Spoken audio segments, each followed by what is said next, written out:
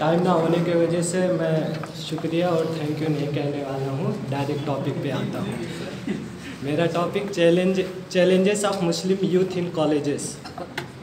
Topic से पता चल गया होगा, पहला चैलेंज हमारे लिए हमारे पेरेंट्स का डर, अपने बच्चों को कॉलेज या स्कूल में भेजे या नहीं, क्योंकि वहाँ को एजुकेशन होता है जहाँ लड़के और लड़कियाँ साथ में पढ़ती हैं।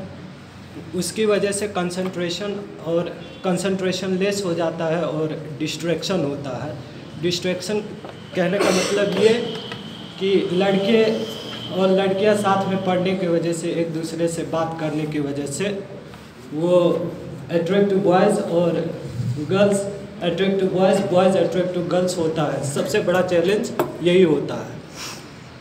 और बैड कंपनी, जैसे कॉलेजेस में इन कंटेक्स्ट ऑफ नेपाल क्या होता है, कॉलेजेस में ज़्यादा मुस्लिम नहीं है और किसी किसी कॉलेज में ऐसा होता है कि एक ही मुस्लिम होता है, तो वहाँ नॉन मुस्लिम से ज़्यादा बातचीत करना, दोस्ती हो जाता है, उनके साथ आने जाना। फिर क्या होता है, उनके बर्थडे विशेस, ग्रीटिंग और सेलिब्रेशन,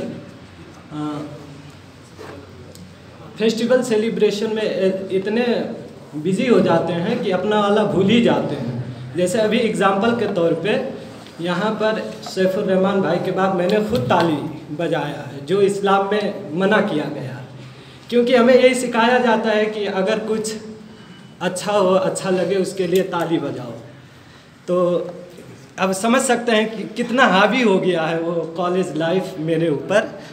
और इनकम्प्लीट नॉलेज होती है, किसी ने हमसे पूछ लिया कि इस्लाम का कंप्लीट नॉलेज बताओ, क्या इस्लाम ही क्यों तुम्हें अच्छा लगता है, तो हमें नॉलेज नहीं है। मुझे नहीं, यहाँ शायद 90% लोगों के पास कंप्लीट नॉलेज ना होने की वजह से उसका जवाब नहीं दे पाते हैं। तो ये भी सबसे बड़ा चैलेंज होता है उनसे फेस करने के लिए। प्लस डिस्क्रिमिनेशन होने लगता है, ये मुस्लिम है, मुस्लिम यहाँ मुसल्टे से जाना जाता है और किसी चीज़ में इन्वॉल्वमेंट के लिए हमें मौका नहीं दिया जाता है कि ये पता नहीं हमारे हिसाब से कर पाएगा या नहीं कर पाएगा। Plus college rules and regulation भी इस्लाम के ख़िलाफ़ ही टाइप वेस्टर्न कल्चर में होते हैं।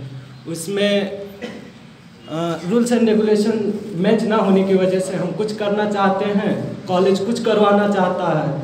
प्लस इसी रिपोर्टिंग और असाइनमेंट और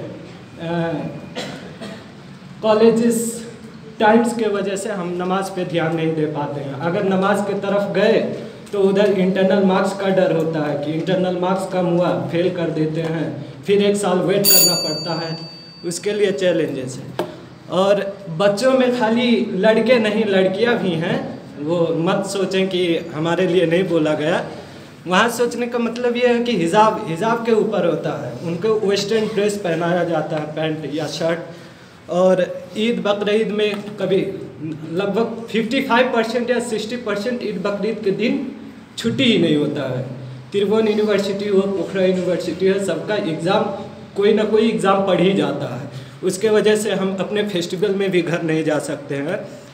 तो टाइम ना होने की वजह से अब गाइडलाइन और कैरियर काउंसलिंग जैसा प्लेटफॉर्म इस्लामी संघ दे रहा है, उसके थ्रू इंशाल्लाह हम अपने आप का चैलेंज बीट करेंगे और इंशाल्लाह आगे बढ़ेंगे। लास्ट में when life gets harder challenge yourself to be stronger. इतना कह के अपना बात छोड़ता हूँ। अस्सलाम वालेकुम।